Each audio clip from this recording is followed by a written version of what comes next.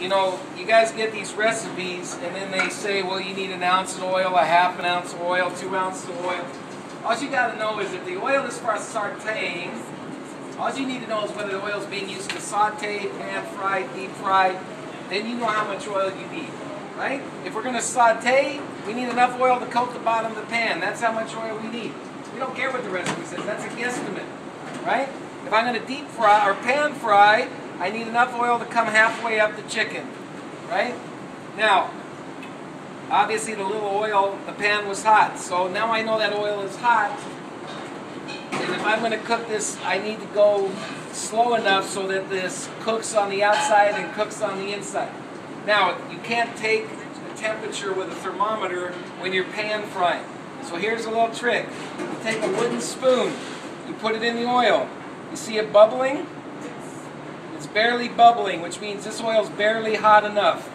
Okay? If you put the spoon in and the spoon starts foaming or bubbling very violently, then you know that oil is very hot. Right? So it's not 100% accurate. You can see now it's getting hotter. Okay? It's not going to be 100%, but it's going to be close enough so at least you know that you're in the ballpark. Now, if you put the chicken in and it's very hot, you look for the bubbles. Okay? We don't want a roaring rapid, we want a bubbling brook. Okay? So if it's a little warm, all I do is take it off the heat. As long as I have bubbles, it's cooking, guys. It doesn't matter. Okay? And again, we're trying to hit that halfway mark. We might be a little bit over on this one, right? So it's always better to underestimate the oil than to try to bail. Okay?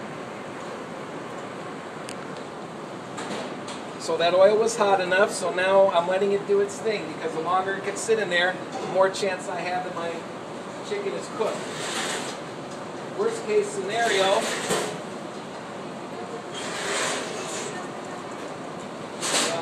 tongs. Anybody got one pair of tongs somewhere?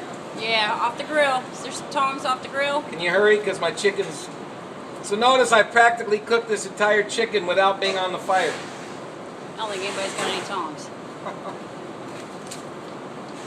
Can't believe we used the tongs from that kitchen too. No tongs? Okay, I'll make it work. So notice, guys, if we have our oil halfway up, we can also see that it's browning on the edge. If it's browning on the edge, it's probably browning on the bottom too, right? So we can check that.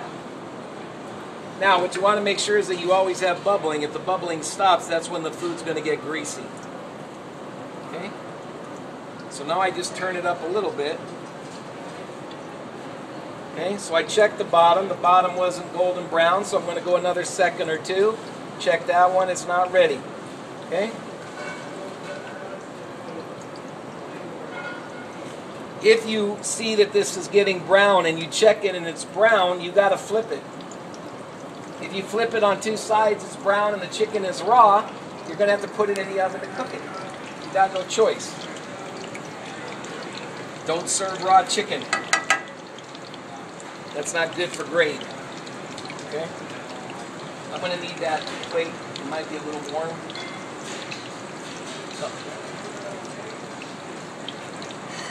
Okay? So, that's what we want. Golden brown, right? Flip it over. Could even go a skosh more, but that's fine.